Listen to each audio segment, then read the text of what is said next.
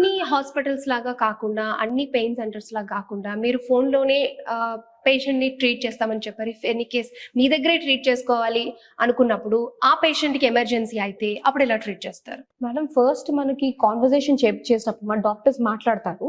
So conversation అయినప్పుడు మన patient కి ఐడెంటిఫై చేస్తాం whether the patient is in comfortable situation కాదా అనేది. సో ఎమర్జెన్సీ సిచ్యువేషన్ లో we don't deal it over the phone.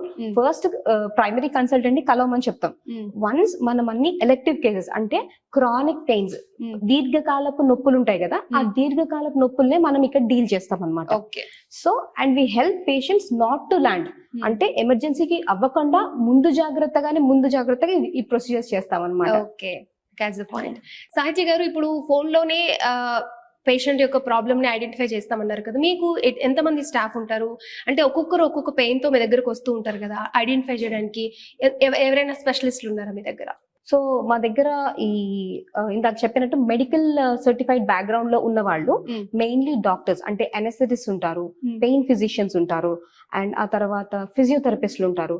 So we all deal with day in day out ఇవే పేషెంట్లతో, sciatica patients, రకరకాల పెయిన్ కండిషన్ పేషెంట్స్ తోనే deal చేస్తాం అనమాట.